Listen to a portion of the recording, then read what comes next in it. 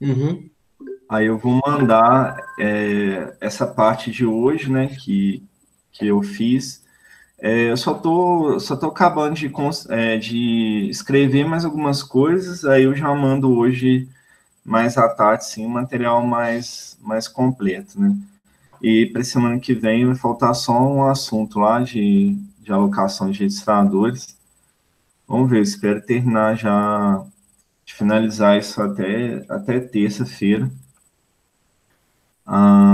O conteúdo, desculpa, o material da disciplina. Bom, então vamos continuar aqui a matéria, pessoal. Na aula passada, né, a gente discutiu questão aí, de variável viva, né, próximo uso.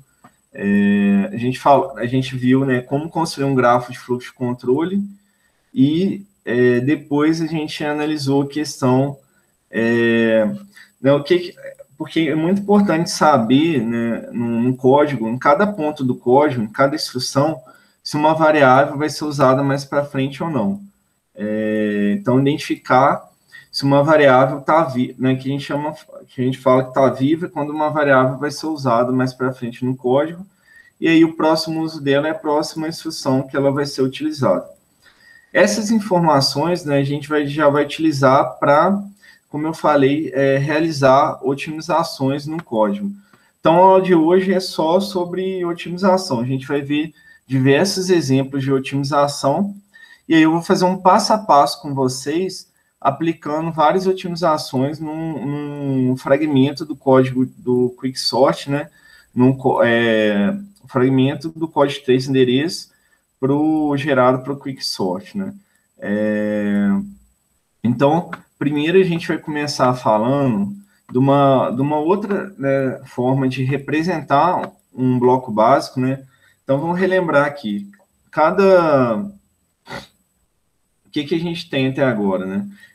A lista de instruções de três endereços no nosso código, né? O código de três endereços que a gente obteve, a gente está passando agora em blocos básicos, onde cada bloco básico, né, o controle só entra pela primeira instrução aqui do bloco básico e só sai pela última instrução. E aí a gente faz um grafo com esses blocos básicos, né, cada nó do grafo é um bloco básico, ligando esses nós baseado no fluxo de controle do código, né, baseado na transferência do fluxo de execução. Então, com base já nesse grafo montado, a gente pode construir outro grafo para cada bloco básico que tem no nosso código. A gente pode pegar as instruções de um bloco básico e criar um grafo acíclico dirigido, né? É um grafo sem ciclos, né? E direcionado para identificar, para fazer várias otimizações. Ô, Entre elas, Tiagão, oi, só desculpa interromper, mas eu acho que a pode, sua voz está ficando um pouco garrada. Não sei se você fechar o vídeo, talvez melhore a ligação. tá, deixa eu fechar aqui. Às vezes, pô, a internet fica ruim mesmo. Vocês me falem aí qualquer coisa. Deixa eu voltar aqui, então. Então, o que a gente tem atualmente, no que a gente está estudando no nosso compilador, né? Ele constrói um grafo de fluxo de controle, onde cada nó do grafo é um bloco básico. Então, eu tenho uma representação do meu código inteiro, né, código de três endereços, onde cada nó é um bloco básico, e aí a transferência de controles entre eles são as ligações entre os nós. O que a gente vai ver agora? A gente vai focar agora, vai discutir várias otimizações, né, locais, né, que a gente pode fazer, e globais também, sendo que as otimizações locais, né, por que é chamado local? Quando eu falar em otimização local, quer dizer que é no nível do bloco básico. Então, local aqui quer dizer que a gente está realizando otimização para um único bloco básico. Se agarrar, vocês me falam, tá, gente? Então, é o seguinte: para fazer algumas otimizações locais, como eliminar subexpressão em comum, eliminar código morto, entre outras coisas, para pagar a cópia, a gente pode utilizar uma estrutura de dados, né, um grafo, no caso, né, para representar o bloco básico utilizando um grafo, as instruções lá, a gente vai ver como representar, e a partir desse grafo, realizar essas otimizações. Então, esse grafo acíclico dirigido que a gente vai construir é uma estrutura de dados que está sendo construída para poder ser aplicada otimizações em cima desse grafo, tá? E aí, para cada bloco básico, a gente vai construir um grafo acíclico dirigido, né?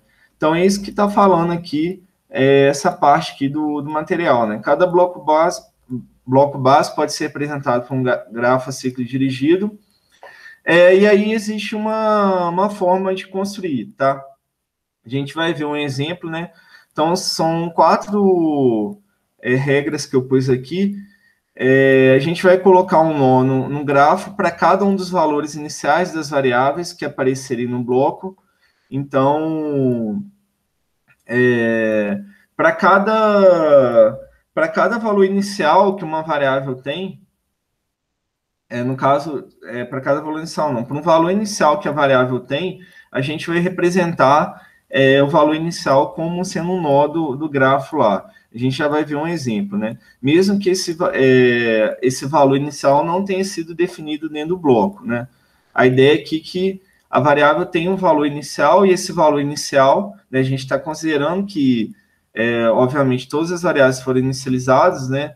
O compilador, né, já fez essa verificação, etc. E todas as variáveis foram inicializadas. Então, quando a gente chega no bloco básico, a gente vai construir o grafo para ele, fazendo o primeiro nó para cada valor inicial das variáveis aí, para todas as variáveis que aparecerem no bloco, né? A gente vai ver um exemplo, vai ficar mais claro. Então, por exemplo, né, se aparecer que as variáveis A, B e D, a gente vai ter uns nós, 3 nós para os valores iniciais, A0, B0 e D0, que marcam os valores iniciais dessas variáveis, né? Depois, à medida que a gente for alterando essas variáveis, a gente vai construindo outros nós aqui do nosso grafo. E aí vamos ver a segunda regra. Existe um nó N associado a cada comando dentro do bloco, tá? Então, para cada comando, por exemplo, né, A recebe B mais C. A gente vai criar um nó N, onde os filhos de N são os últimos, são os comandos, desculpa. Os filhos do nó N são os comandos que são as últimas definições dos operandos que são usados por este comando atual S aqui, tá? Então, a ideia é o seguinte, né? Eu tenho um comando S aqui, que é uma atribuição, A recebe B mais C, e aí eu vou criar um nó no meu grafo para o operador mais aqui, onde o resultado, né, a gente vai rotular esse nó aqui com o valor aqui do lado esquerdo da atribuição, e os operandos vão ser as últimas definições de B e de C aqui no código aqui, porque eu posso ter definido B e C aqui, né, anteriormente, né, não necessariamente vai ser o valor inicial aqui, né, o B0 e o C0. Então, a gente vai ver que as últimas definições aí do B e do C. Entendeu o que é isso, né? Como é que isso vai aparecer nesse grafo acíclico dirigido. Bom, melhorou aí, pessoal, para de agarrar.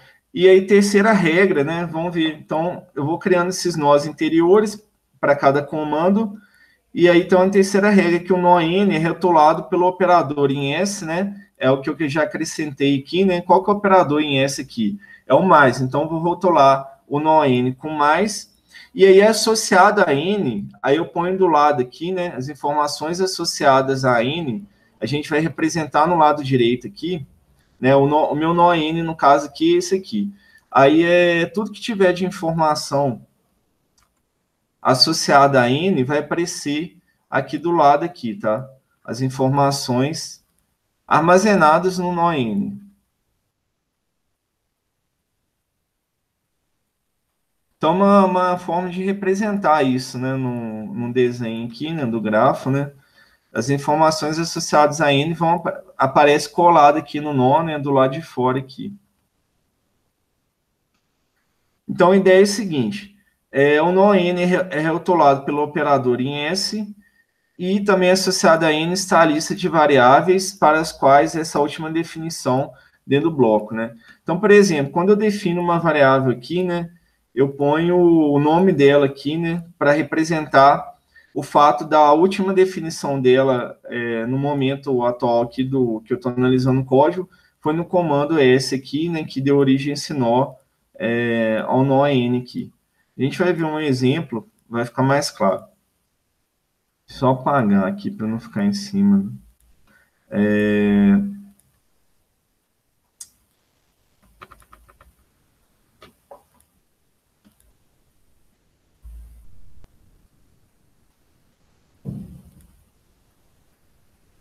Bom, e a última regra aqui, pessoal, é que existem nós de saída, né? Que esses nós, deixa eu só destacar aqui, os nós de saída são aquele cuja variável ou variáveis estão vivas na saída do bloco, tá?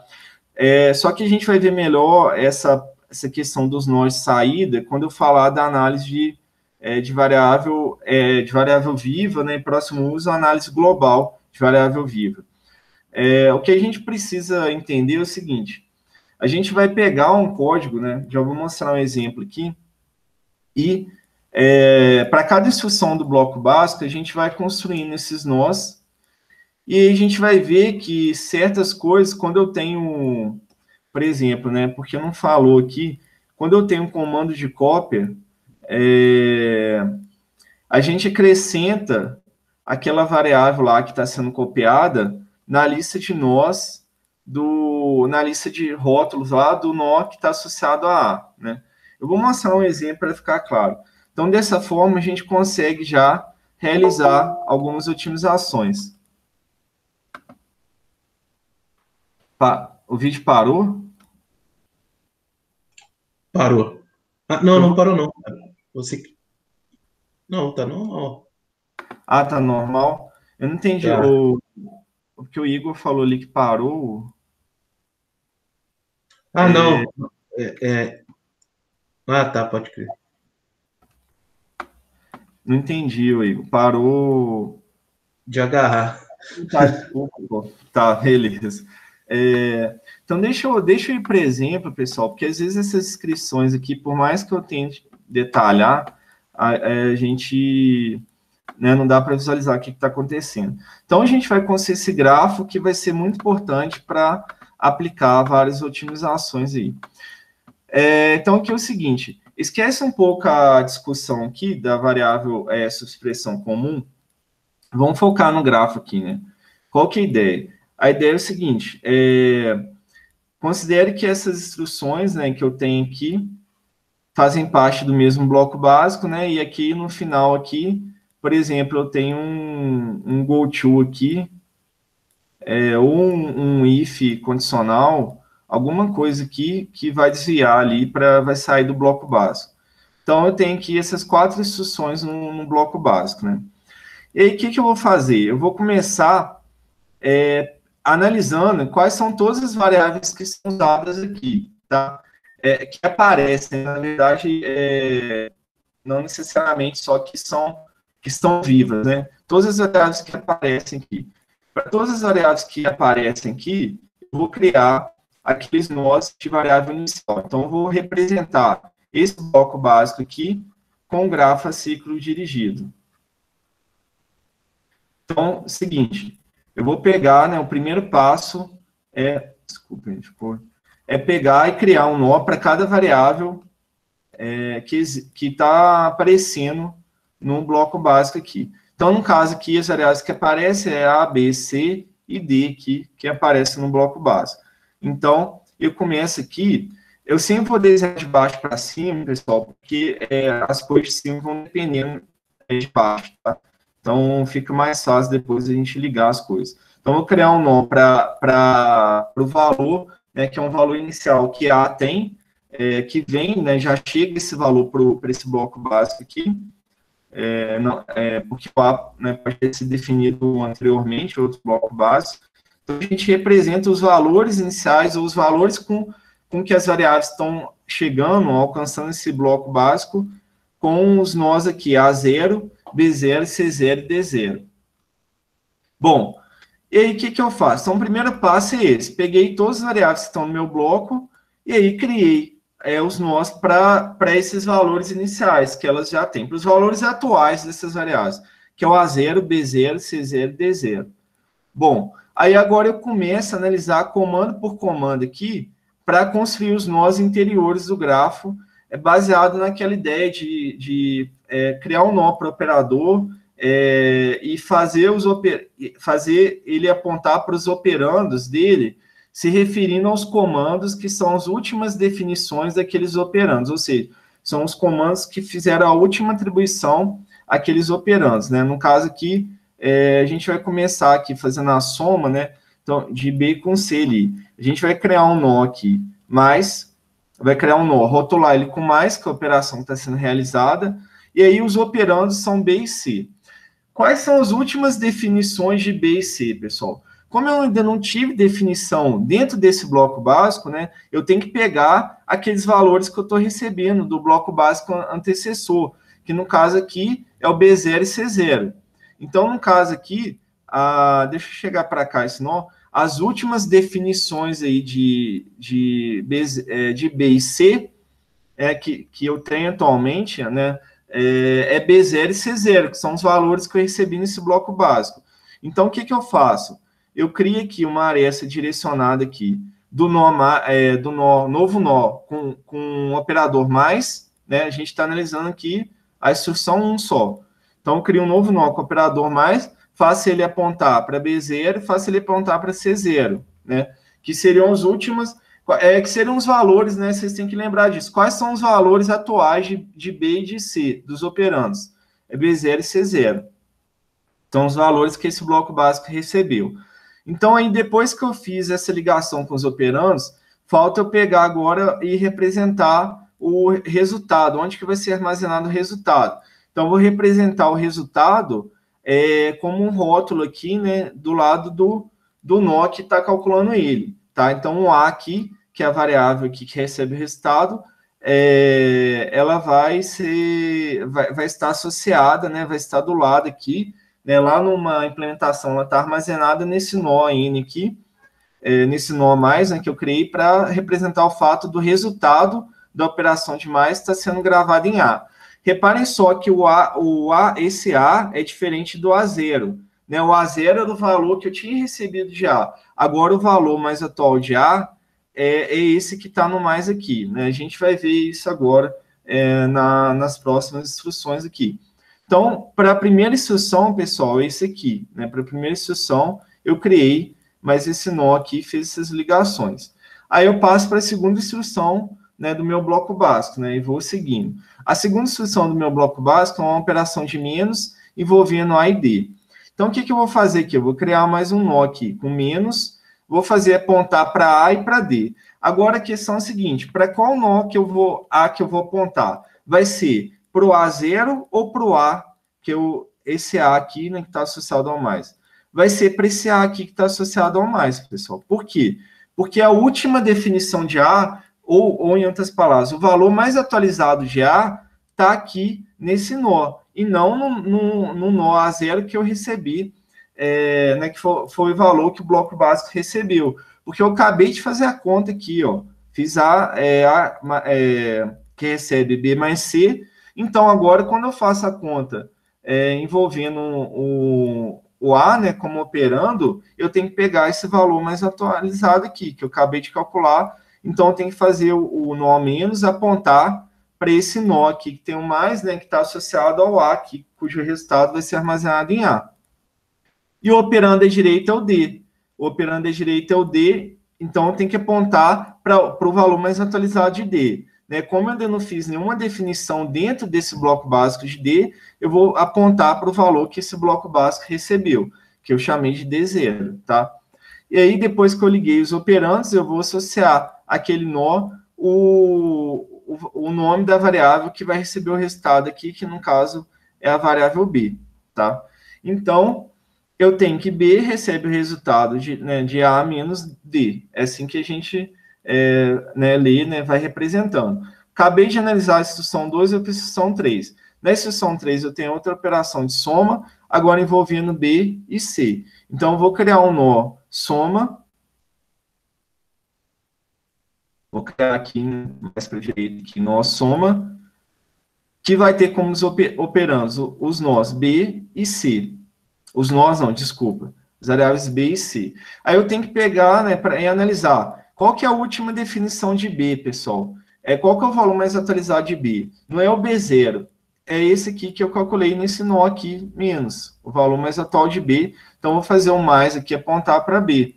E qual que é o valor mais atual de C? O valor mais atual de C é o C0, porque eu ainda não tinha atualizado o valor de C. Foi o valor que eu recebi, o C0. Qual que aí liguei os operandos, qual que é o resultado? Quem que vai receber o resultado, né? Qual variável vai receber o resultado? Vai ser a variável C, né, que vai ser um rótulo aqui, vai aparecer associado ao nó mais. Alguma questão, gente? Qualquer coisa vocês me perguntam. Aí eu acabei de analisar a instrução 3. Vou para a instrução 4. Quem são os operandos da instrução 4? A e D tem um operador de menos. Aí na instrução 4 aqui, eu tenho que fazer um nó aqui para menos. E aí eu vou ter como operandos o A e o D. Aí eu tenho que pegar a última definição de A aqui, né, que é essa daqui, e pegar a última definição de D, que vai ser o D0 aqui. Peraí, gente. Ah, tá, desculpa. Nossa. Depois eu acabei fazendo besteira aqui. Quando eu vou criar um nó,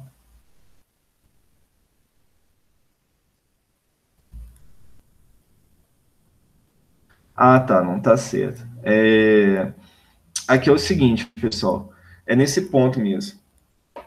Quando eu vou criar um nó do grafo, eu tenho que verificar se já não existe um mesmo nó com o mesmo rótulo e com os mesmos filhos, né? Então, no caso, aqui eu não coloquei isso aqui, né? Deixa eu ver aqui.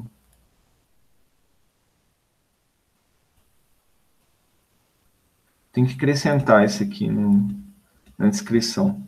Então, no caso é o seguinte, pessoal, deixa eu voltar aqui. Toda vez que eu vou criar um nó, então comecei lá do A lá, né? Quando ele vai criar um nó, ele vai verificar se já existe um nó com aquele mesmo operador e que tem os mesmos operandos. Porque é o seguinte, caso exista um nó que tem o mesmo operador, os mesmos operandos, ele não vai criar esse nó novamente, né? Ele não vai criar um nó que tem o mesmo operador, os mesmos operandos de um nó que já existe no grafo. Ele vai verificar se já existe, e aí ele vai acrescentar na lista de rótulos aqui o rótulo da variável que está recebendo, né, aquele resultado, para aquela operação que já existe, né? Então, o que acontece? À medida que eu fazendo aqui, na verdade, ele já vai fazendo essa verificação para todo nó que ele está criando. Então, para o nó mais, quando ele criou o nó mais, ele verificou se já não existia um nó mais, né? No caso, não tinha nenhum aqui, com os mesmos operandos aqui, o B e C. Aí não tinha. Quando ele foi criar o menos aqui, A menos D, ele verificou se não tinha um nó menos com os mesmos operandos aqui, no caso não tinha, né? Aí ele criou o nó.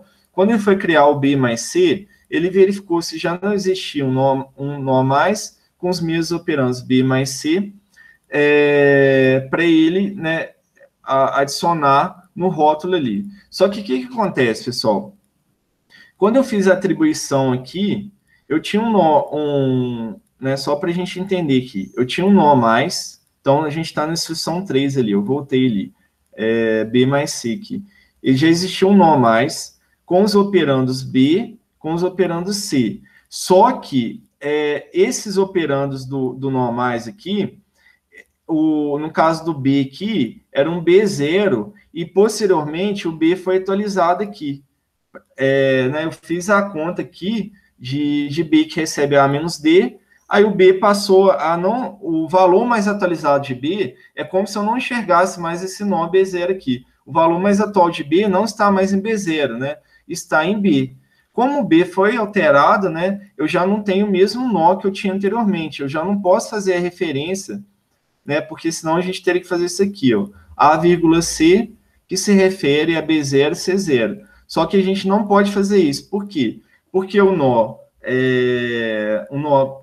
desculpa, o B0, no caso, ele deixou de ter esse valor B0 e foi atualizado. Então, esse filho é diferente. Ele não é o mesmo filho da esquerda do A, tá? Então, eu não posso adicionar o C na lista de rótulos aqui do A, porque agora o valor atualizado de B, né, o filho da esquerda dele aqui, um dos filhos, né, desculpa, dele aqui, que ele vai apontar, é esse nó aqui, menos, né, que tem um novo valor de B. E o outro vai ser o C0. Mas eu tenho que criar um nó aqui, um novo nó para o C, né, da operação mais. Aí agora é o seguinte, eu estou na instrução 4, eu vou verificar a necessidade de criar um nó menos envolvendo A e D. Só que aí, o que acontece, pessoal? Né? Se eu fosse criar um nó menos aqui, ó, envolvendo A, envolvendo D, eu iria ter o mesmo operador e os mesmos operandos do nó que já está rotulado com B, que já existe esse nó que tem o menos, tá? Então, isso que o algoritmo vai fazendo, né? Depois eu tenho que acrescentar no material. Ele vai verificar o seguinte, já existe, né? Então, para a instrução aqui, D, A menos D. Já existe um nó com menos? Existe. Aí vão analisar os operandos. Pode ter mais de um, tem que comparar agora os operandos. Existe um nó com menos, cujos operandos são A e D, aí ele vai analisar se existe isso. Se existir, né, lembrando que aqui é o valor aqui, né, de A e de D aqui, que é o valor mais atual aqui, né, que eu tenho que pegar. Então, existe operandos que tem o valor mais atual de A e o valor mais atual de D? Existe. Quem que é esse nó que tem essas características? Tem o operador menos e tem como operandos o valor mais atual de A e o valor mais atual de D. É esse nó do B aqui, pessoal. Então, como já existe esse nó, né, o B fez a conta, pegou o valor mais atual de A e o valor mais atual de D, eu já fiz essa conta, eu não preciso acrescentar um nó com D aqui, que faria a mesma coisa, tá? Que representaria a mesma operação. Então, o que o algoritmo faz? Ele pega, né, ao invés de adicionar o D aqui, ele não adiciona esse nó, ele vai acrescentar na lista de nós, né, na lista de rótulos do nó menos aqui, que tem a conta que eu preciso, né, que já foi feita, o valor da variável D, tá? Então, é como se eu estivesse dizendo o seguinte, o valor de D, né, que é A menos D, já foi calculado e estava associado a B. Agora ele passa a estar associado a D também. Então, D como se D, né, estivesse recebendo esse valor, porque ele está agora associado ao nó que faz a operação A menos D. Não sei se ficou claro, gente, porque eu tinha esquecido de mostrando essa questão. Então, toda vez que a gente vai criar um nó, a gente tem que ver, existe já um nó que tem o mesmo operador e os mesmos operandos, aí se existir, né, os mesmos operandos têm que ter as últimas definições, né, no caso os operandos têm que ter as últimas definições, e o B tinha a última definição de A e a última definição de D. Então, quando eu analisei aqui A menos D, eu vi que já existia uma operação que fazia a mesma conta, né, que foi feita na instrução 2 aqui, foi criada pela instrução 2. Aí eu pego e acrescento a variável D como rótulo associado ao nó menos aqui. Então, é justamente isso que está representado aqui, né? Só que aqui eu só subi com D aqui, é a mesma coisa, tá? Dessa forma, pessoal, né, a gente já pode analisar, por exemplo, questão de subexpressão em comum, né? E eliminar subexpressão em comum, tá? Bom, antes de a gente entrar nessa primeira otimização, vamos ver outro exemplo aqui de grafo a ciclo dirigido, deixa eu mostrar com base no desenho aqui, para vetor, que acessa vetor. Então, o que acontece? Para cada variável aqui, constante também geralmente é representado como um nó separado, eu tenho esse código de 3 endereços aqui. Para cada variável, né, que está aparecendo aqui, x, a, i, e no caso aqui é para cada variável que é usada, né? Eu tinha falado cada variável que aparece, que é definida, mas é cada variável que é usada mesmo, que está viva, né? Para cada variável que está viva, no caso aqui b, c, não, porque o a é usado também, né? Para cada variável que aparece do lado direito, a gente põe as definições iniciais aqui. Então, no caso aqui desse código de 3 endereços, né? X recebe A na posição I, AJ recebe 3, e o Z recebe A na posição I, a gente tem aqui quais variáveis estão sendo usadas, né? São as que aparecem do lado direito, A, I, aqui no acesso ao vetor também, né, o J, são as variáveis que eu tenho que rotular, e é constante 3 aqui. Tem que rotular, não, tem que inicializar com um nó lá, A0 e 0. Então, a ideia é a seguinte, eu vou criar esses nós, né, A0 e 0, é sempre o primeiro passo. E aí, para cada comando, né, a gente vai fazer a mesma coisa aqui, né? A gente vai criar um nó para aquele comando e representar os operandos dele. Então, no caso de um vetor, pessoal, é o seguinte, a representação é utilizar um nó que tem o... Quando eu estou do lado direito, né, o acesso está do lado direito, igual eu fiz aqui. Eu uso recebe, abre e fecha chaves, tá? E os operandos aqui são o vetor que eu estou acessando e a variável, o índice dela, né? Que é, no caso, o A e o índice I. Então, eu crio as ligações aqui do nó, que vai receber, né, um valor do vetor, ele vai acessar o vetor A no índice I, tá? Então, eu faço 2 ligações aqui.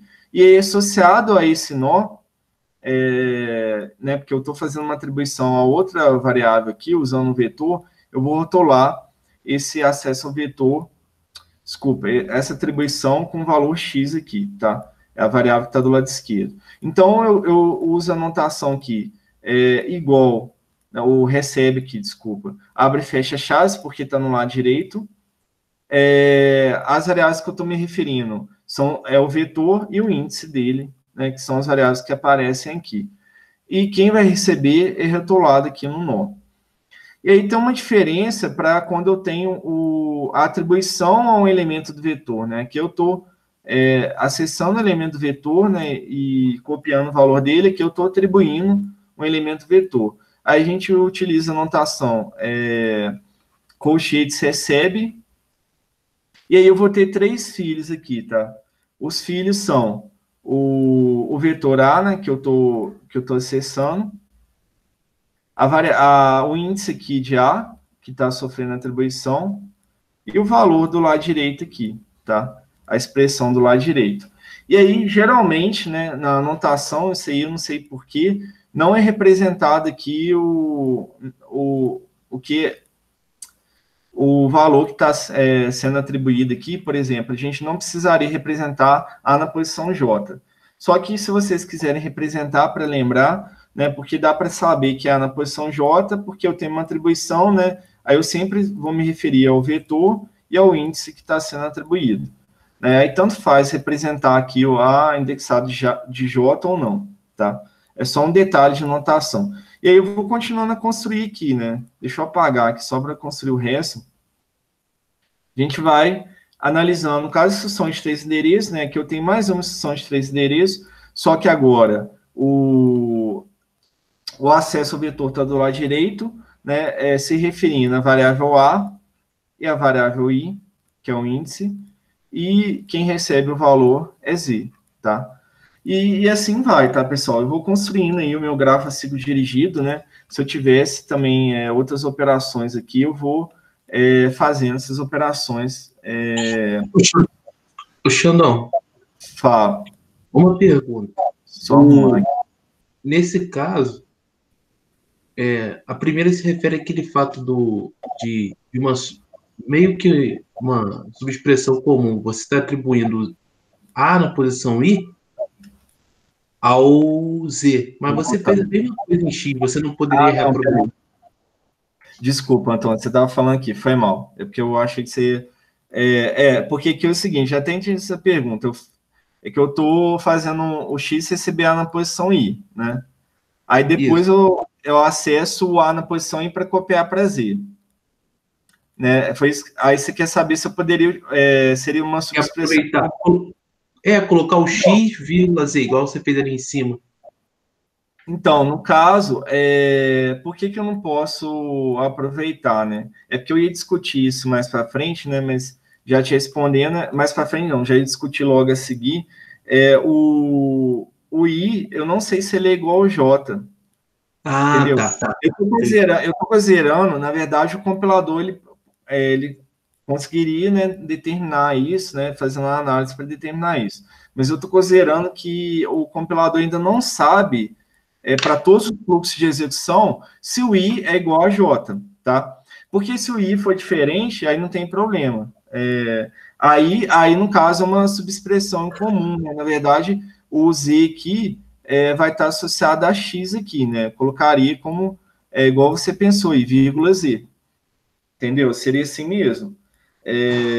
Né, no caso do I, né? Se eu colocar aqui destacado I ser diferente de J, a gente faria assim mesmo, né? Colocando em vermelho aqui, eu acrescentaria Z aqui, e isso aqui sairia fora, né? Então, estaria associado ao mesmo valor que eu já havia calculado ali, né? Que eu já havia pego e que foi armazenado em X, tá? Vocês entenderam, gente? Então, é isso mesmo, Antônio. Aqui eu esqueci de destacar. Eu tenho que, né, garantir que é diferente de J, né? Esse exemplo é interessante, eu fui tentando pegar uns outros exemplos, né? Porque tem muita coisa que... uns detalhezinhos, né, que a gente... que o compilador tem que verificar, né? Ô, Xandão, e a outra pergunta que eu ia fazer era como que fica a representação se você tivesse uma atribuição do tipo AJ recebe AI? Ah, tá. Boa. Aí teria que fazer o seguinte, teria que colocar mais um nó aqui. Ah, não, mas é porque é o mesmo vetor, né? Se fosse vetor diferente, seria mais um quarto filho, vamos dizer assim, né? Quarta referência. Aqui, no caso, eu tenho o...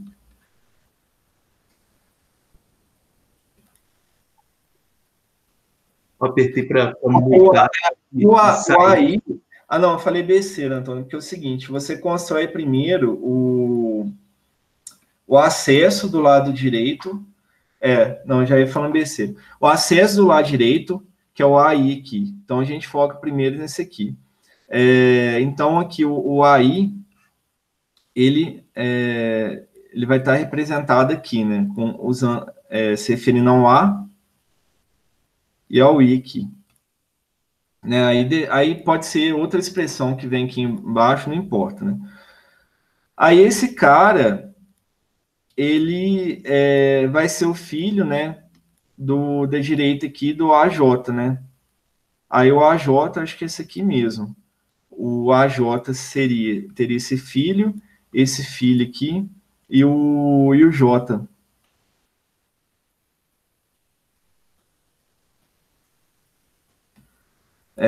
Porque é sempre o vetor, o índice e o lado direito da atribuição. Então, beleza. É sempre assim, vetor, o índice. Bom, pelo que eu lembro, que eu até revisei essa parte aqui, vetor, índice e o lado direito aqui. Porque o lado direito é um acesso, né? O acesso é igual aqui, né?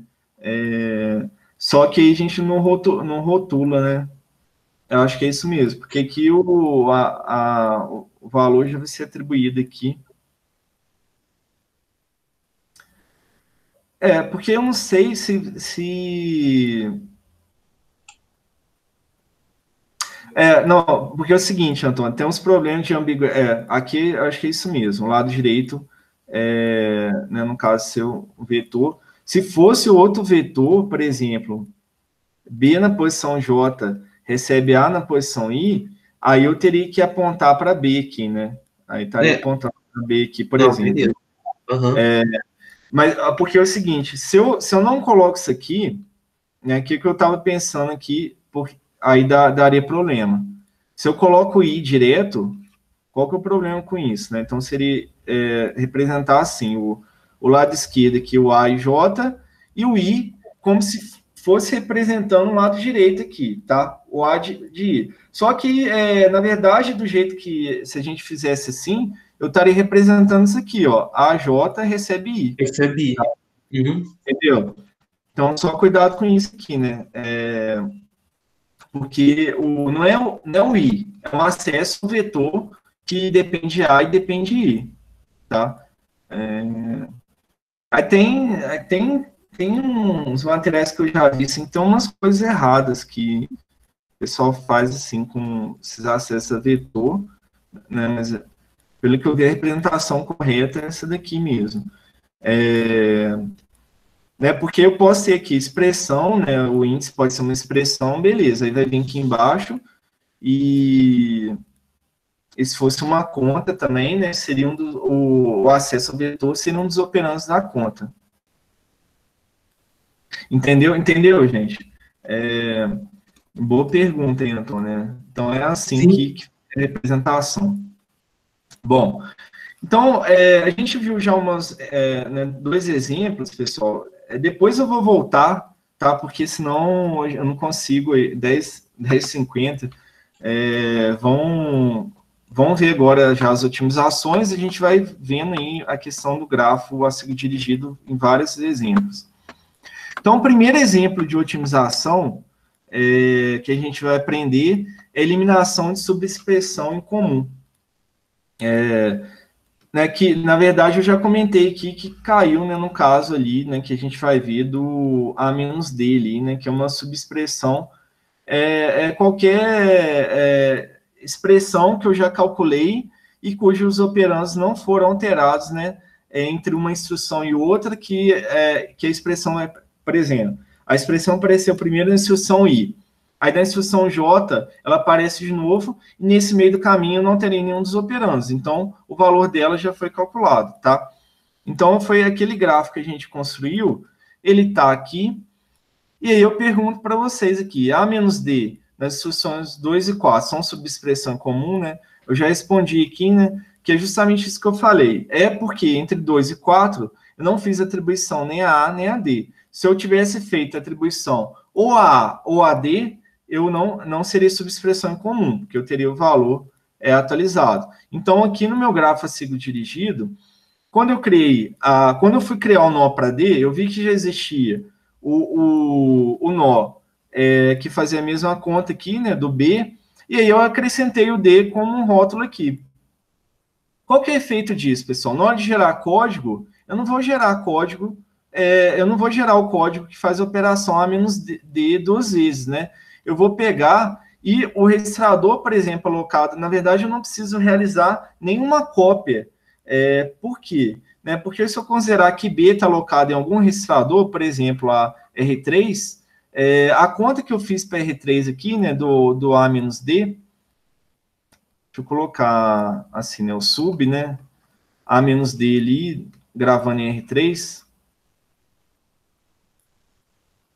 apresentar o A e D aqui direto aqui, como se fosse os operandos aqui, pessoal, para ilustrar. A conta que eu fiz aqui de A-D já está no registrador R3. Aí a gente vai ver a alocação de registradores, né? Eu poderia gerar um código que simplesmente, para toda vez que eu for usar a D agora, eu pego o R3. Porque o valor dele já está em R3. Ou caso o B seja modificado depois, eu posso gerar uma cópia D recebe B, tá? Aí depende do caso, aí depende do que vem para frente, tá? Então é interessante porque eu não gero a operação novamente, né? Eu eliminei ela e não vou gerar, por isso que eu estou eliminando ela, tá? Então, essa otimização, pessoal, já é bem interessante, a gente vai ver o exemplo do Quicksort, porque que acontece? Muitas operações aparecem repetidas, não porque o usuário programou assim, fez o código assim, por causa de acesso a vetor. Então, todo acesso a vetor tem que fazer uma conta aqui, né, do endereço base lá do A, mais o tamanho em bytes aqui do tipo de dados, vezes o I. Essa conta aqui, né, 4 vezes I ou 4 vezes J, essa conta ela aparece diversas vezes, toda vez que eu tenho acesso ao vetor. Ela vai aparecer diversas vezes no código de 3 endereços. E a gente vai arrancando todas as repetições, né, deixar só uma conta, a gente vai ver. Vai ser bem interessante, a gente vai fazer um passo a passo na parte do código do Quicksort, tá? Então, a gente conseguiria eliminar essa expressão, né? E aqui, né, só para deixar claro, não quer dizer que o D sumiu. O D, como eu falei, né, eu sei que o valor de D tá em B, né? E quando eu precisar do valor de D, na hora que eu estou gerando código, eu posso usar o registrador ou gerar um comando de cópia de B para D, né? No caso aqui, eu estou considerando que eu estou usando o mesmo registrador alocado para B. Tá, pessoal? Então, primeiro exemplo de aplicação do grafo, né, para eliminar a subexpressão em comum. O segundo exemplo que é interessante, né, que a gente já discutiu, né, que eu falei, só podemos afirmar se A é uma subexpressão em comum se I for diferente de J, né? Porque aqui, quando eu vou criar um nó aqui para atribuição aqui, né, Z recebe a I, eu já tinha uma atribuição X recebe a I, mas a gente tem um acesso a vetor que é mais complicado, né? Eu não posso afirmar que é uma subexpressão em comum. Porque o I pode ser igual a J, eu estou fazendo uma atribuição aqui a na posição J, tá? Então, por isso que eu criei outro nó aqui. Então, no caso desse trechinho aqui, né, eu não tenho nenhuma subexpressão em comum, tá? Aí, só deixando claro aqui que esse é o A na posição J, né, que está recebendo um 3 aqui. Vamos ver mais um exemplo aqui. Então, outro exemplo, que é justamente do fragmento do Quicksort, né, que a gente vai ver. Eu tenho aqui, pessoal, começar aqui, primeira instrução, T6 recebe 4 vezes I. Só ver se está tudo... bom, então eu crio os nós para as variáveis iniciais, né? Quando você estiver fazendo, você não precisa representar de todas as variáveis inicialmente, você vai representando sob demanda aí. Então, estou usando o I aqui, crio o nó para I0 e o nó para constante 4. E o vezes aqui, multiplicação, armazenando em T6, né? Esse aqui eu acrescentei depois. Aí depois eu tenho aqui o X que recebe o valor aqui de A, vetor A aqui, na posição T6. Ó. Então, reparem só como eu estou fazendo... Aqui eu esqueci de usar as setas, né? Como eu estou fazendo Aliás, eu fiz isso quando eu esqueci de usar as setas, pessoal, né? Um grafo dirigido, né? Considere que tem seta aqui. Reparem só como eu já estou usando o resultado de uma expressão anterior como índice do vetor, não tem problema nenhum. O acesso aqui ao vetor A é feito num T6, que foi calculado aqui, e a atribuição a X, tá? Aí eu continuo aqui, ó, T7, 4 vezes I. Mas espera aí ele olha o seguinte, ó, já existe um vezes, já existe um vezes com os operandos 4, com os operandos I, né, que é esse aqui. E o valor está em T6, eu acrescento um rótulo aqui, T7, né, para essa conta que já foi realizada. Aí eu vou continuando aqui, ó, T8 recebe 4 vezes J, então pego o 4 e o J, gravo em T8. Aí vou fazer aqui o acesso agora o vetor. A T8, né, agora eu estou fazendo uma atribuição a T9 aqui, né, então a T8, eu vou atribuir a T9, né? Então, gravo ali em T9. Aí eu vou continuando aqui. Agora, do lado esquerdo, né? O AT7 vai receber T9. Então, aqui está o AT7 aqui, ó. Deixa eu colocar aqui, né? Para vocês lembrar. AT7, acesso vetor A, na posição T7, que está aqui embaixo, e recebe o T9 aqui, tá? Do lado direito aqui. Aí, recebi o T9. Vou para o de baixo aqui. T10 recebe 4 vezes J. Então, aí, o que acontece? Que ele vai ver aqui, ó, subexpressão em comum, pessoal. Eu vou destacar aqui subexpressões em comum. Já existe um operador vezes com 4 com J. Aí ele não vai gerar a conta de novo. Ele vai acrescentar o T10, onde que já tinha um valor de 4 vezes J. Aí depois ele vai fazer na posição T10 receber X. Então, ele vai gerar aqui, ó, para o AT10, né, ele vai acessar o vetor A, o na posição T10, e o valor vai ser o valor calculado para X, tá? E dessa forma eu consigo o grafo, aí tem um go-to que acabou o bloco básico. Consigo o grafo todo para esse bloco básico aqui. Aí, qual que é a outra etapa? Aqui faltou, pessoal, eu não sei o que aconteceu aqui, eu perdi muita folha de material, depois eu vou acrescentar. A etapa de processando o grafo, né, para a gente construir, para a gente eliminar a subexpressão em comum. Então, né, acrescentar nessa seção, depois de construir o grafo, eu vou processando ele para eliminar a subexpressão em comum. Como é que eu processo ele? Eu vou ver todo rótulo que tem mais de um nome associado, se eu tiver mais de um temporário, eu vou eliminar todos os temporários, exceto um, né? Se eu tiver 10 temporários, eu vou eliminar 9 temporários, vou deixar só um. Então, aqui no caso do T6 e T7, eu vou eliminar, por exemplo, o T7, deixar só o T6. No caso do T8 e T10, eu vou eliminar o T10 e deixar só o T8. Se fosse, não caiu nesse caso, se eu tivesse, por exemplo, X, T5, T8, por exemplo, eu elimino, quando eu tenho uma variável e temporários junto, eu vou eliminar os temporários e deixar a variável. Se eu tiver mais de uma variável, eu não posso mexer, né, nas variáveis aqui. Se eu tiver x e y, T3, C2, eu posso eliminar T3, C2 e mantenho as variáveis x e y aqui, tá? Então, esse processamento, né, que é chamado de remoção de temporários aí, envolve duas coisas, remoção de subexpressão comum e remoção de temporários, aqui nesse caso, ele vai eliminando as instruções aqui, né? Então, quando eu elimino um T7 aqui, pessoal, né, a gente percorre o grafo fazendo essas modificações. Quando eu elimino um T7, aí eu só tenho que ter um cuidado, né, de trocar todo o uso de T7 por T6. Então, a partir do momento que eu falo que não existe uma T7, eu vou, para todo lugar que tem T7, a gente vai pôr T6, tá?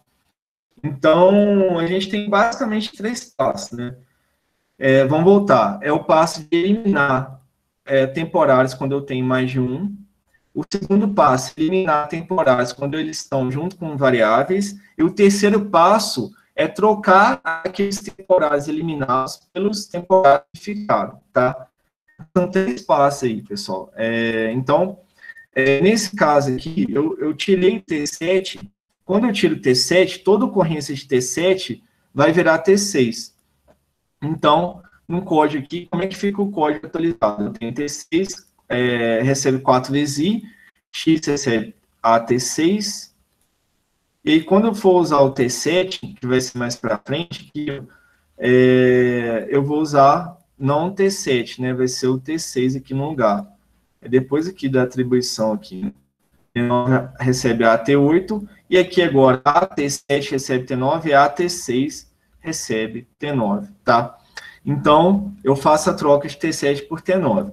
E aí eu vou eliminando os outros aqui, vou poder eliminar agora só o T10, e aí toda ocorrência de T10 vai virar T8.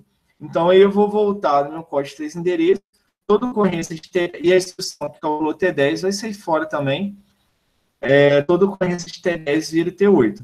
Então, aqui, ó, eu tinha feito a T6 receber T9, eliminei aqui o cálculo de T10, e agora o AT10 vai virar AT8, que recebe X. Go to B2.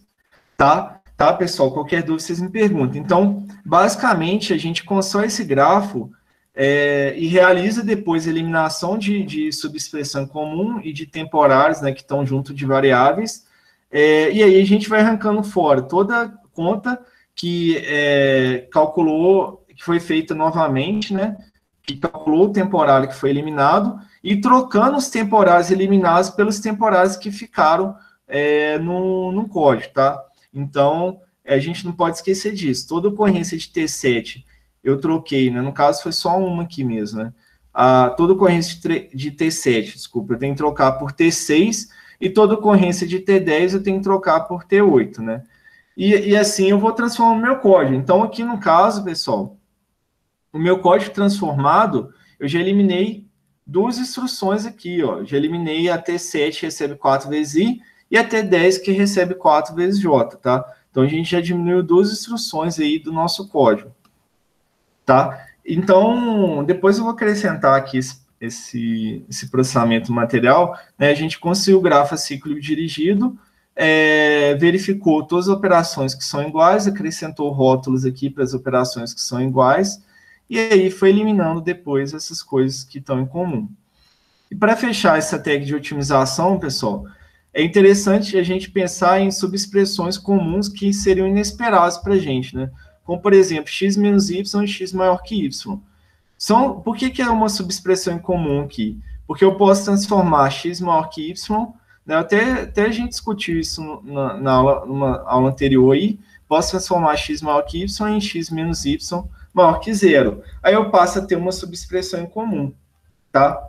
E é justamente isso que os compiladores, assim, estou falando os compiladores, eu não sei afirmar, mas o que a teoria fala, pessoal, é que quando a gente tem desvios com relacionais assim, transformar o relacional numa conta e para poder identificar a subexpressão em comum, tá? Então, isso para qualquer relacional aqui, ó, maior ou igual, transformar numa conta para poder identificar a subexpressão em comum. Para igual também.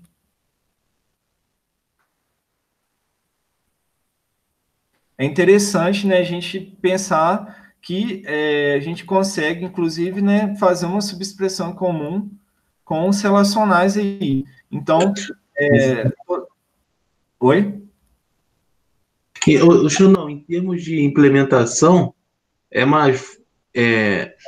O compilador já vai otimizar ou se eu deixar explícita a operação de aritmética, ele se comporta melhor? Não, acho que ele já vai otimizar, Antônio, porque é o seguinte, eu vi no material sobre código de 3 endereços, depois eu vou até mudar a forma que o meu compilador gera código, né? Para poder, caso um dia eu consiga implementar essas otimizações, seria interessante. Todo código de 3 endereços, o cara representou, quando era um relacional, ele fazia dessa forma que eu estou fazendo assim, ó. Então, por exemplo, né, ao invés de ele colocar if x maior ou igual a y, go to um label lá, sei lá, L2, ele faz isso aqui, ó, T3, por exemplo, um temporário, recebe x menos y, aí depois ele faz isso aqui, ó, if T3. Não, na verdade, ele fazia... não é isso mesmo, né? Para o diferente ali que ele já testava direto ali. If T3 maior ou igual a zero, go to L2, né? Então, ele colocava o relacional, né, toda a expressão relacional, a conta num temporário, né? Então, por exemplo, se você tem aqui o x maior x igual a y, é interessante porque fica mais barato. Eu faço um T4 que recebe x menos y, e aí depois, na hora de comparar o desvio, eu gero um branch equal, né? Um branch equal zero, que já existe em várias arquiteturas aí, né? A gente pode representar assim, né? If T4 direto, ou if T4 diferente de zero, que é o branch equal zero. Ó, branch equal zero, não, desculpa, é o contrário, né? Igual a zero aqui. Igual a zero. Então, assim, eu não sei porque o cara representou isso no material. Provavelmente era um material mais de código de 3 endereços por causa das questões de otimização, né? Eu teria que também ver melhor, assim, na prática, né? É igual você falou, se a gente representar a operação já antes, se é melhor, se não é. Eu realmente não sei, mas eu acho que o compilador vai otimizando tudo que ele pode, entendeu? Ele faz umas otimizações bem loucas mesmo, assim, bem mais inesperadas do que essa daqui. Do que essa daqui. São umas coisas muito doidas, cara. Eu vou mostrar... Na verdade, eu não vou mostrar até um exemplo, eu acho. Eu não sei se eu coloquei aqui. Não coloquei, não. Uma operação de OU lá, que ele transformou, não usava nenhum desvio, ele usava quase que uma tabela hash para implementar o OU lá. Era uma coisa muito doida, cara. Então, pessoal, a primeira técnica de otimização, tá? Eliminar a subexpressão em comum. Então, a gente faz, né, a gente tem aqui o nosso grafo que já permite implementar essa técnica, né? Então, para cada bloco básico, a gente constrói um grafo assim dirigido e vai fazendo esses processamentos para eliminar toda a subexpressão em comum. E a gente já consegue reduzir bastante código. Vamos ver agora outra otimização, que é propagação de cópia, né? A ideia da propagação de cópia, pessoal, também eliminar código, né? Porque às vezes a gente faz cópias de valores, né? Só que a variável que a gente está copiando, ela só está sendo usada para passar valores para outra variável. Então, é meio que uma coisa que a gente não precisaria fazer, mas a gente às vezes faz no código, o programador faz por questão de legibilidade. E aí, né, como eu falei, o objetivo aqui, né, dessa propagação de cópia é introduzir código morto, tá? Uma observação, geralmente essa otimização ela é aplicada a cópia de variáveis, tá? Porque temporários a gente vai manter os temporários, o uso de temporários, porque eles são interessantes para várias outras otimizações. Então, a gente vai estar falando de instrução de cópia de uma variável para outra, tá? Então, é o seguinte, vamos ver um exemplo aqui. Aqui ficou cortado o código, né? Eu tenho uma instrução de cópia aqui, pessoal, x, que recebe y. E aí eu tenho aqui operações, né, de acesso ao vetor aqui, e depois na instrução i mais 4, eu vou usar o x. Eu uso o x aqui na conta aqui. Só que entre a instrução i e entre a instrução i e a instrução i mais 4, eu não tive nenhuma atribuição a x, né? Não ocorreu nenhuma atribuição a x. Ou seja, realmente x e y têm o mesmo valor, né? Eu fiz a cópia e eu mantive o mesmo valor para x e para y. Aí, nesses casos, pessoal, é interessante eu substituir o uso de x por y para, eventualmente, introduzir código morto. Por quê? Porque quando eu faço, pode ser que eu não introduza, mas o compilador faz isso na esperança de introduzir um código morto. Porque quando eu substituo x por y, se x não vai ser mais usado posteriormente, o que eu poderia fazer depois dessa substituição? Deixa eu aumentar aqui. Poderia eliminar a atribuição x recebe y, porque eu já estou usando o y ali depois na i mais 4. Tá, pessoal? É só assim, é uma otimização que é simples, é uma transformação que é simples, mas que ela é muito importante porque ela pode introduzir código morto. Né? Basicamente, toda cópia de variável, você tenta usar o que está no lado direito na esperança de que está no lado esquerdo não está sendo usado para outras coisas. Então, você fez, como eu falei, uma atribuição só para passar o valor mais para frente, então você não precisaria usar o x, você pode usar o y direto, tá? Então, a gente conseguiria já otimizar esse código, né, esse trecho de código, eliminando a atribuição, considerando, né, que cuidado, que a gente vai ver a análise global, considerando que x não é mais usado nem nesse bloco básico, nem nos blocos básicos posteriores, tá? A gente tem que ter um cuidado aí. Xandão, a verificação teria que ser se o y não é usado no intervalo entre i e i mais 4? Também, né? Também. É porque desculpa, é o x e o y, né? Se eu fizer atribuição a qualquer um dos dois... Porque assim, se você está guardando... eu coloquei... Desculpa, André, pode falar. Não, era só isso. Se você guarda o x em y, é porque você quer preservar o valor de y no momento i, né? E assumindo que o y pode assumir qualquer coisa no meio do caminho, e lá na frente você pode reaproveitar aquele valor antigo, não? Aproveitar o antigo. É isso mesmo. Eu não posso ter atribuição a y, porque senão eu não conseguiria usar o y no lugar do x, né? Tá, foi o que eu escrevi, só que ali a gente vai ver... todo caminho de S para U, é o que está escrito ali, só que de outra forma. É isso mesmo, Antônio, obrigado por ter complementado aí. Eu não posso ter atribuição, nenhuma atribuição a X e nem a y, né? Acrescentar aqui. Porque se eu tiver atribuição a y, eu já não posso usar né? Se eu, por exemplo, coloco a y e recebe 5. Eu já não posso usar o y no lugar do x, porque eu alterei o y e não alterei o x, né? Como você falou, eu estaria pegando o valor antigo de x, né? É isso mesmo, eu guardei em x, desculpa, antigo de y. Eu guardei o valor antigo de y em x, alterei o valor de y, eu pegaria o valor antigo depois. Então, a gente tem que ter um cuidado que não pode ter atribuição a y também. Então, com essas duas condições, e considerando que x não vai ser usado mais para frente, né? Então, tem várias coisas aqui que levar em consideração, a gente poderia eliminar essa instrução. Eu vou voltar nessa propagação de cópia no exemplo do quicksort, tá, pessoal?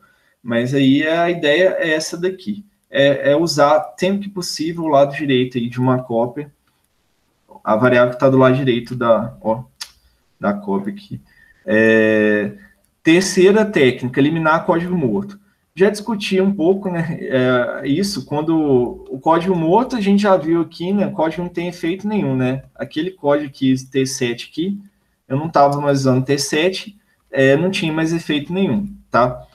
Aí outros exemplos aqui, usando a linguagem C, que é alto nível, né, por exemplo, pessoal, se a gente faz um incremento aqui no return, o incremento, quando tem um incremento, ele é executado por último, né, numa expressão, tá? No caso aqui, ele vai executar só o return x, tá? O incremento não será executado. Então, o compilador realiza essas verificações aí, tá? Aí ele vai lá no código desse endereço, né, que gerou para esse trecho de código, para verificar que o código, que existe um desvio anteriormente, né, um goto aqui, e aí o código do incremento, que viria depois do goto, ele é inalcançável, né?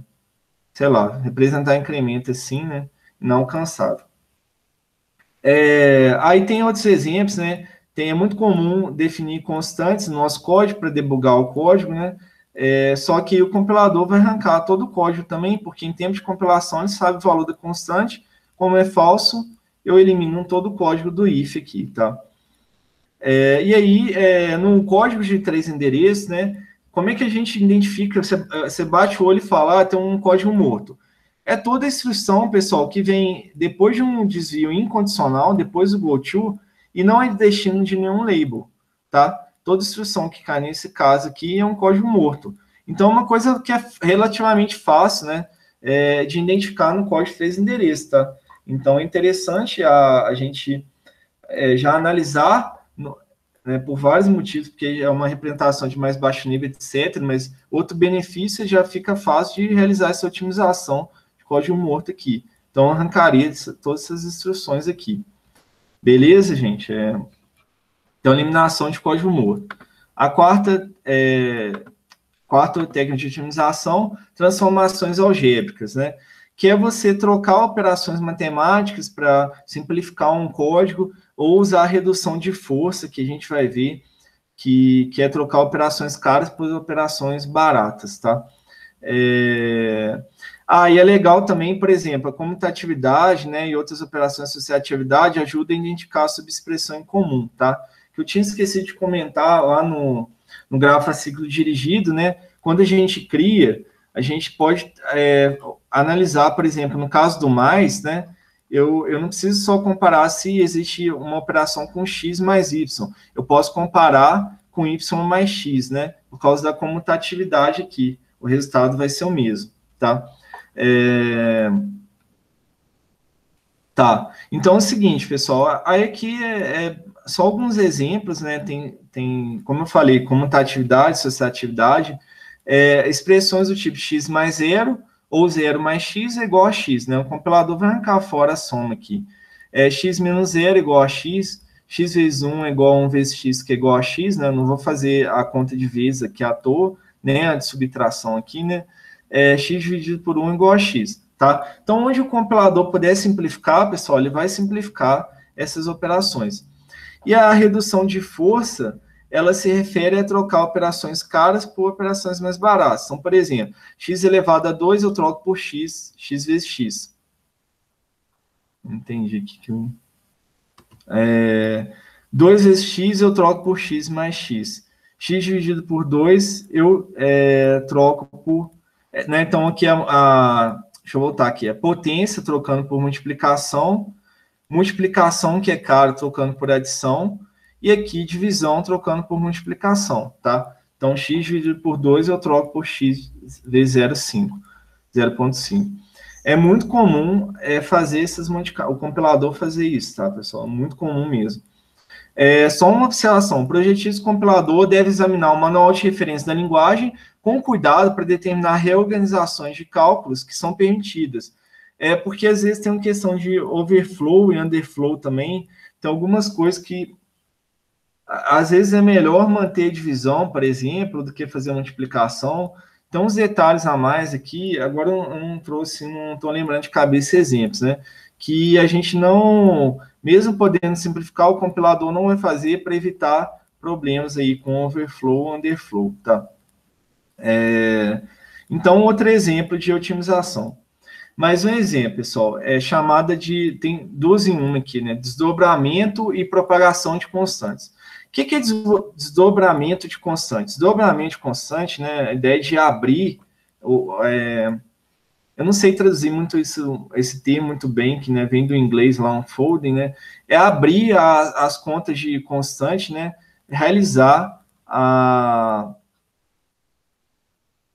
os cálculos mesmo, né, envolvendo valores constantes, tá? Então, desdobramento constante é isso. Por exemplo, o compilador avaliar aqui, ó, se eu tiver uma conta 2 vezes 3,14, ele faz a conta e substitui em tempo de compilação, né? Ele faz a conta aqui e substitui por 6,18. Então, ele quer evitar de gerar a operação de multiplicação aqui, né? Onde ele pode fazer a conta, ele vai fazer a conta. E aí, a outra transformação, propagação, é espalhar esses valores constantes pelo código. Então, elas são feitas juntas, né? Eu vou fazendo as contas e vou tentando espalhar os valores constantes pelo código. Então, exemplo aqui, pessoal, por exemplo, A recebe 0. Aí eu sei que nesse meio do caminho aqui, entre as instruções I e J, A não recebeu nenhum valor, né? Não, só para a gente saber que ele tem que garantir que ele ficou constante ali, com o valor 0. A não recebeu nenhum outro valor. Aí, no caso, eu posso propagar o valor de A, da constante ali, do A, que é uma constante, no caso, para a próxima instrução que ele é usado. Então, deixa eu só aumentar aqui. Eu posso propagar o valor de A da instrução I para a instrução J, né? E aí eu substituiria A por 0. E a mesma raciocínio para B aqui, como B vai assumir agora um valor constante, posso propagar o valor para B da instrução I para cá, se B não receber nenhum valor aqui nesse meio do caminho aqui, tá? Entre IK e J. Aí, dessa forma, eu conseguiria gerar o código assim. A recebe 0, B recebe 1, que eu já fiz a conta, né? Desdobrei as constantes, fiz a conta, e C recebe 2, tá? Então, na verdade, elas vão andando juntas, né? Você vai fazendo ao mesmo tempo. Então, outro exemplo aí de otimização que já ajuda bastante a gerar código. Mais uma otimização, pessoal. São várias técnicas aí, depois a gente vai aplicar algumas no exemplo aí para entender melhor como seria no exemplo real. Remoção de temporários, né? Essa aqui se refere a temporário. É o caso do que eu falei para vocês, num grafo a ciclo dirigido, eu ter uma variável e um ou mais temporários associada àquele nó que está calculando a variável. Então, nesse caso, eu poderia simplesmente remover aqui o T3 e T5, porque eles não estão sendo usados, desculpa, porque o valor eu já estou calculando em X, tá? Então, eu já tenho uma variável, voltar aqui, pessoal, na explicação. Para toda operação que eu já tenho uma variável recebendo o valor daquela operação, já estou armazenando a variável, eu não preciso usar temporários para armazenar aqueles valores, tá?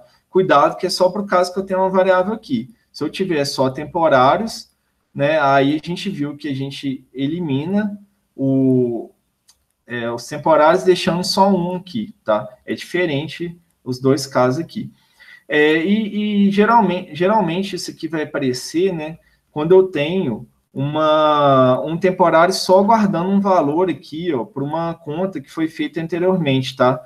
Então, por exemplo, vezes aqui, fact aqui, né, que está embaixo aqui, e x, guardo em T2. Aí, quando eu copio T2 para fact, qual que é o efeito disso no código de 3 endereços, pessoal? Copiar T2, desculpa, gente, no código de 3 endereços, não, no grafo ciclo dirigido. Qual que é o efeito de uma cópia no grafo ciclo dirigido? É colocar o fact aqui, no mesmo nó de T2, tá? Eu não tinha feito, vocês desculpem, gente, eu não tinha feito um exemplo lá com cópia, né? A gente não caiu num caso de cópia aí, que eu não tinha variável, falha minha aí, cópia de um temporário, né? No caso, de um temporário para variável. Faltou representar esse caso, porque é o seguinte, ou de uma variável para uma variável, né? Tanto faz, né? Cópia simples assim. Quando eu tenho uma cópia, pessoal, lá num grafo ciclo dirigido, que a gente aprendeu aí, eu acrescento fact onde está T2, tá? Porque o valor que eu calculei para T2 é o mesmo de fact. Aí na otimização, na otimização que vai passando pelo grafo, eu arranco T2. A mesma ideia aqui, ó, eu faço a conta de menos aqui, ó, pro T3 ali, que envolve, né, o x e o 1, né? O x estaria aqui, no x e 1. Aí, quando eu faço a cópia para x, eu acrescento o x na lista de rótulos e arranco o T3 depois na passada do grafo, passando um grafo otimizando, tá? Qual que é o efeito disso? Vou eliminar, não é que eu vou eliminar a conta, né? Eu vou gravar a conta aqui, né, em x, né? Em x e em fact aqui. Fact recebe fact vezes x, x recebe x, x menos 1 aqui, tá? Deixa eu só representar aqui como é que ficaria, né? O vezes aqui, né? O fact vai ficar só o fact, né? Recebendo ali os valores, tá? Que é o fact 0, né? Que é o valor anterior, o x 0, e aí o x, por sua vez, não sei por que eu representei aqui, não vai depender do... O x, por sua vez, é um menos, desculpa, o x vai receber menos de x anterior e constante 1. Então, eu eliminei o temporário, tá? Todo local que eu tenho... não, desculpa. Aí eu não tenho mais o temporário ali. Só um cuidado aqui, pessoal, que...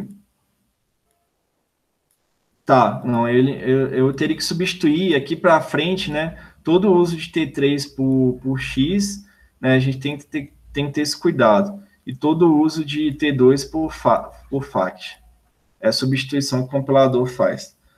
Bom, então mais um exemplo de otimização aí, né? Essa remoção de temporários que tem muito a ver com a subexpressão comum, né? São aplicadas também, podem ser aplicadas juntas aí. Mais um exemplo de otimização, pessoal, a gente já está acabando aqui, tem mais dois ali, deixa eu só ver as horas, tá? Variáveis de indução e redução de força, né? O que é a ideia aqui dessa... por que eu coloquei redução de força de novo, né? Porque vai aparecer redução de força, troca de operação mais cara por mais barata, quando eu aplicar essa otimização chamada variável de indução. Uma variável de indução, né, é uma variável, pessoal, que o valor dela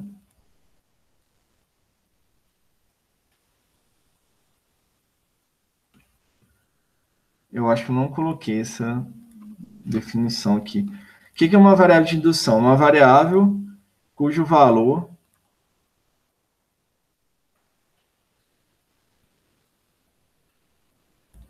ele aumenta ou diminui por um valor constante, né?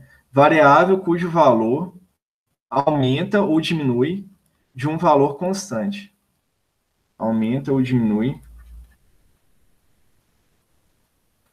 Vou dar um exemplo aqui. Cujo valor aumenta ou diminui por um valor... Nossa, ficou valor. Variável cujo valor aumenta ou diminui. Vou repetir valor aqui, gente, porque agora eu vou ficar pensando muito como escrever de uma outra forma aqui. Por um valor constante.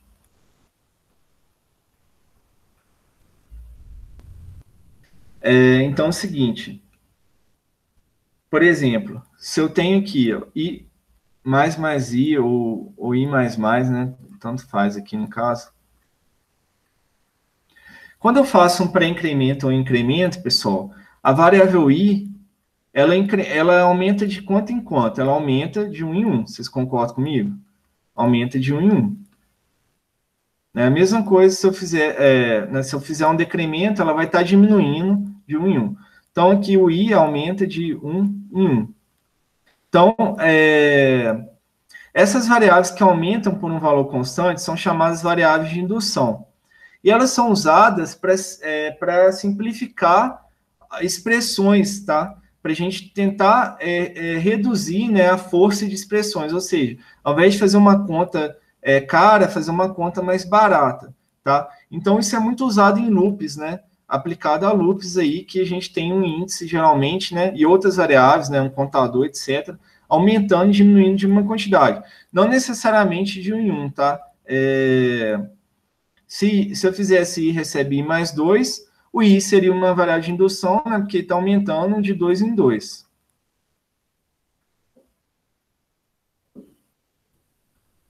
A indução, acho que a palavra indução vem do fato de a gente conseguir induzir o valor dela, né? Prever o valor da variável, tá? Então, é o seguinte, pessoal. No caso desse loop aqui, eu sei que o I, como eu falei, está aumentando de 1 em 1. Aí eu vou procurar por expressões que estejam aumentando um valor constante. Expressões que aumentam e diminuem por um valor constante, tá? Vocês concordam comigo que essa expressão aqui, I vezes 1, 2, 3, 4, ela está aumentando e diminuindo por um valor constante? Por que ela está aumentando e diminuindo por um valor constante? Vocês conseguem identificar? Antônio, o Rafael? Deixa eu voltar aqui. O I, nessa expressão aí, I vezes 1, 2, 3, 1234. Na verdade, você está aumentando o seu intervalo de I de maneira constante, também está aumentando o produto, sempre segue a regra de ser multiplicado por 1234, não é isso? É isso mesmo. Aí, nesse caso, Antônio, é o seguinte, ó, vamos pegar aqui, ó, vamos expandir aqui, ó, I, quando I é 0, I vezes 2, 3, 1, 2, 3, 4 é igual a 0. Quando I é 1, I vezes... Mas aí vocês vão me perguntar, o compilador faz essas contas mesmo? Pessoal, ele faz essas contas mesmo, não estou inventando, depois vocês olhem aí, otimizações aí no GCC, LLVM e outro compilador aí que você queira, né, olhar aí. Então, I vezes 1, 2, 3, 4, gente, desculpa aqui, que eu não acabei de... I vezes 1, 2, 3, 4, 1 vezes 1, 2, 3, 4, né? 2 vezes 1, 2, 3, 4 vai ser... seria 2 vezes isso aqui, né? Vou colocar aqui 1, 2, 3, 4, né? A forma que eu quero representar, mais 1, 2, 3, 4. Deixa eu só apagar aqui para mim. E assim por diante, né? Então, é aquilo que você falou, Antônio, o I está aumentando de um valor constante e o resultado da conta, ele aumenta de um valor constante, porque um dos operandos é constante e o outro ele aumenta por um valor constante. Então, o resultado da conta né? 3 vezes 1, 1, 2, 3, 4, a gente pode escrever assim, ó.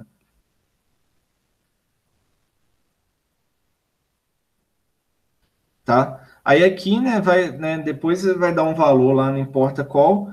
O que para a gente, o que eu quero mostrar para vocês, né, que importa para a gente é entender o seguinte, que a cada interação eu tenho um aumento em relação ao valor anterior dessa quantidade aqui, que é 1, 2, 3, 4, tá? Então, olha só, da interação 0, da 0 para 1, aumentei 1, 2, 3, 4. O valor que eu aumentei aqui no produto é 1, 2, 3, 4. Da interação 1 para 2, o valor que aumentou no produto é 1, 2, 3, 4. Da interação 2 para 3, o valor que aumentou aqui foi 1, 2, 3, 4. O valor que aumentou no produto. E assim por diante. O valor que ia aumentar depois é 1, 2, 3, 4. Então, a cada interação, o valor que aumenta nessa expressão é 1, 2, 3, 4. Então, o que o compilador faz? Ele joga uma variável aqui dentro que ela vai sendo incrementada. A gente poderia até mudar o nome, né? Mas eu vou usar com mas vamos supor, chamar de J, transformação. O J vai sendo incrementado. O J vai aparecer aqui dentro, né? Vai ser função passando J, e ele vai ser incrementado aqui de 1, 2, 3, 4. Tá? Porque ele fez essa indução aí, ele verificou que a expressão ela aumenta de um valor constante, né, usando variáveis de indução, no caso I, geralmente as variáveis de índice de loop, né, são essas variáveis que a gente consegue fazer essa análise, e outras também, né, são variáveis que têm um aumento aí constante, né. Então, ele joga aqui esse incremento e ajusta, né, o início e o fim, né? O início continua sendo ser 0, né? Mas só um cuidado que lá o final era 100, aqui já não é mais 100, né? É 100 vezes 1, 2, 3, 4 aqui, que é o último valor que a gente vai assumir, né? Para essa variável aqui, né? I times, na verdade, I times 1, 2, 3, 4 aqui, que eu chamei de J ali, tá? Vocês entenderam? Então, ele substitui. Qual que é a vantagem disso, né? Ele deixou de fazer uma conta, né? Que é o mais importante, já estava esquecendo de falar. Eu deixei de fazer uma multiplicação para cada interação do loop aqui, ó. Eu estou eliminando uma multiplicação para cada interação do loop. Eu introduzi uma multiplicação aqui, mas... Não, na verdade,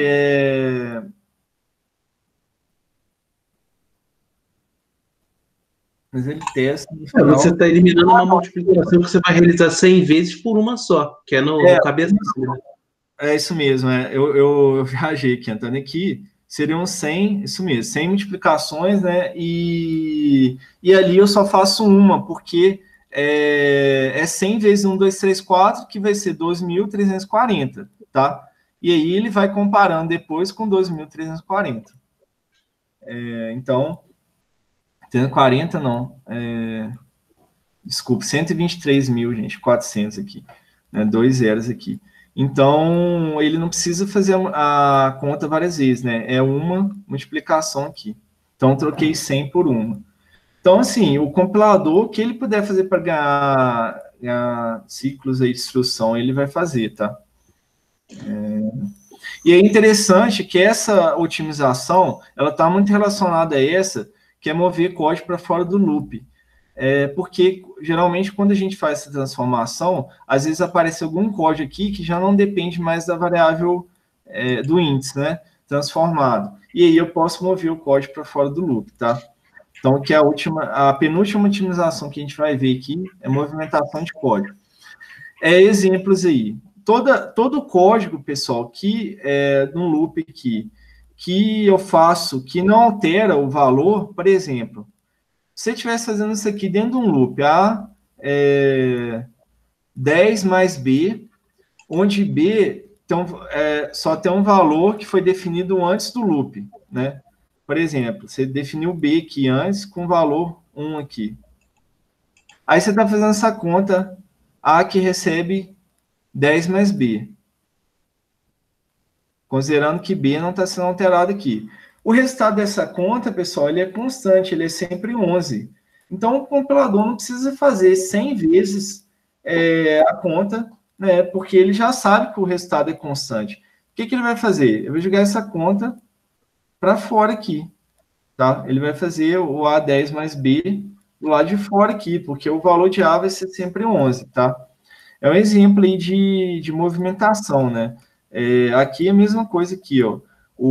Esse limite, ele é constante, ele foi definido anteriormente, então o limite menos 2 é um valor constante também, que vai ser jogado para fora do loop, né? Aqui será um exemplo, por exemplo, eu estou testando aqui, ó, o equivalente disso aqui é o while i maior, desculpa, menor que o limite,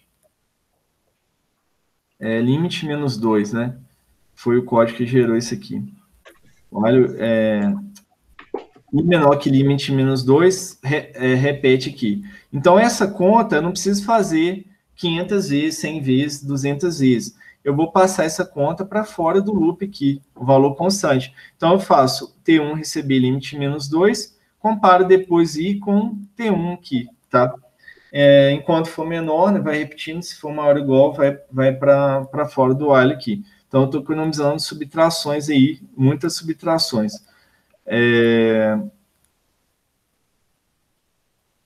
Aqui, no caso, ele estava dentro do loop, né? Aqui só um cuidado, né? Como é que eu sei que estava dentro do loop, né? Por causa do L0 aqui, que vai repetindo. E aí eu movi para fora. O código transformado é esse daqui, tá? Então, outro exemplo, pessoal. E o último exemplo é chamado de inline. Na verdade, tem várias outras otimizações, né? Infelizmente, não dá para trazer todas aqui. O que é inline? Inline é substituir uma chamada de função pelo corpo da função, ou seja, pelo código dela mesmo, tá? Isso que é chamado de inline. Existe até uma palavra reservada em C++ para você marcar uma função, um método, por exemplo, como inline, que aí você já fala para o compilador fazer isso. Então, substituir uma chamada pelo corpo da função, qual que é a vantagem disso? Remover o overhead da chamada de função e, frequentemente, possibilitando a realização de mais otimizações, tá? Porque o código vai ficar todo junto ali do outro código. Por exemplo, eu tenho um trecho de código, aí eu faço chamada F de A, vírgula B aqui. Aí o compilador vai lá na função F, aí realmente eu não sei dar detalhes, pessoal, de quanto que ele decide fazer, geralmente, né? Geralmente, na teoria, né? Para funções pequenas aí, tá? Mas eu não sei como é que é essa decisão aí, qual que é a heurística para falar, essa função vai virar inline e a outra e tal função não vai virar, tá? Então, vamos considerar aqui Nem que todas, então, viram inline? Não vira não. Então, por exemplo, se você tem uma função que ela, por exemplo, ela trabalha com vetor e chama outras funções, são umas coisas mais complicadas que é difícil você pôr inline aqui, porque aí você altera bastante coisa do código, entendeu? Ah, sim. Se inserir uma função inline que chama várias outras, você tem um problema na hora depois de retornar também. O valor, né? Não, na verdade, não, que eu te falar, que eu lembrei. Você pode replicar muito código, tá? Então, por exemplo, a função f, ela chama a função g, uma função h. Aí você bota inline tudo, né? Não, na verdade, você está botando um código de f, né? Inline, não de g e de h. Deixa eu ver um outro exemplo aqui. Você tem... quando você bota inline, um código de f, e você tem várias outras funções, é justamente o contrário aqui que eu falei, né? Você tem outras funções no código, por exemplo, a G e a H estão chamando f, você já não vai reaproveitar esse código inline aqui, por exemplo, da função main, que chamou f, tá? Aí eu gerei o código de 6 endereços, coloquei o código de f, joguei todo o código de f dentro do código da função main. Só que se a G e a H chamam, você já não consegue fazer essa referência, né? Você teria que ter para dentro da main aqui, né? Você teria que ou gerar o código de f de novo, separado aqui, e fazer referência para o código de 3 endereços de f que está separado, né? Que não foi julgado inline ali. Não foi inserido dentro do código da função main, tá? Porque a partir do momento, assim, pelo que eu lembre, a partir do momento que você põe a função inline, você não consegue, não tem garantia de desviar ali para o meio, né? Você não vai desviar para o meio do código onde você põe a função inline, nem retornar daquele código. Você pôs a função inline, por quê? Porque justamente você quer remover esse gerenciamento de chamada e retorno de função. Então, você já não consegue mais desviar aqui, dar um goto para um label aqui da função f, quando ela está inline, tá? Já não seria mais possível, né? A não ser que você, como eu falei, gerasse o f depois separado, mas você está replicando um código aqui, né? A ideia é você gera o código da função f, removendo toda a parte de gerenciar a pilha, né? O SP, FP lá, no caso do MIPS, né? E do retorno também, de copiar um valor para o registrador lá, especial de retorno, né? Então, você não vai ter mais nada disso, de gerenciar a pilha aqui, né? Você não tem nada disso mais. Você tem um código direto aqui, tá? Então, você tem tem um pró e contra aí, né? Que tem que analisar. O que eles só mostrar, pessoal? Por exemplo, f de A e B aqui, né? Tem um código de 3 endereços aqui, e esse código de 3 endereços vai ser todo inserido na outra parte lá, onde a função vai ser encaixada, tá? No outro código, onde a função vai ser encaixada ali. Você copia todas as instruções de 3 endereços e joga para onde o f vai ficar inline. Aí eu coloquei um exemplo aqui, que eu vi do C++ lá, só que o assembly já é da Intel, né? Mas é só para mostrar. Tá, o Igor que tinha... Ah, tá, o Igor, vou... só para mostrar aqui que o compilador, por exemplo, quando você chama funções também da biblioteca lá do C++, a size aqui, e na verdade o acesso ao array aqui, ele... Não sei por que o cara falou aqui que o acesso ao array... Deixa eu tentar lembrar, foi colocado em line também. Bom, vamos focar aqui na chamada size aqui. A chamada ao método size da classe vector, ela seria uma chamada de função, né, para a implementação de size lá na biblioteca de vector, né, lá no código vector.h lá, né, do C++ lá. Só que aqui, né, na hora de gerar o assembly, né, o GCC, né, que eu não falei, mas o GCC, ele colocou aqui a conta do size aqui, ó, ele faz a conta do size baseado em 3 informações que na verdade o vector, todo vector armazena o endereço do último elemento, né, deixa eu ver aqui se eu lembro. Aqui eu acho que eu falei aqui, não sei se eu falei aqui. Ele armazena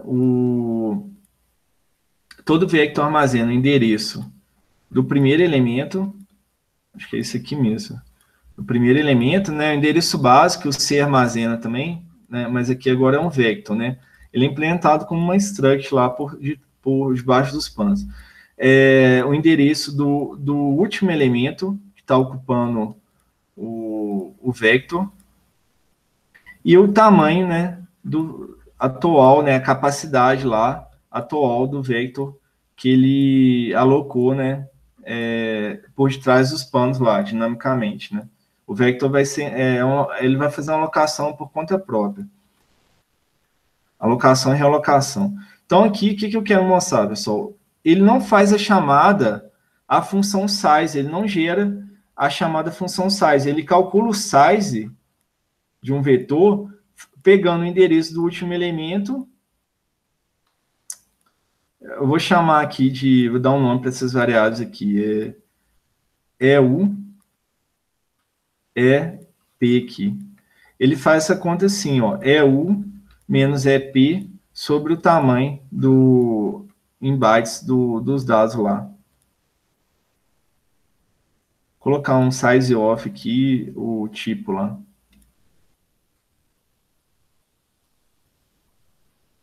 Vocês entenderam, pessoal, a conta aqui? A ideia da conta?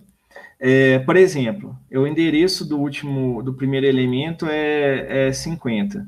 Do último é 60, 4 em 4 aqui, 64. 64 não, desculpa, 62. Não, era 64 mesmo. 62, andei 3 só. Pô, aqui, 72.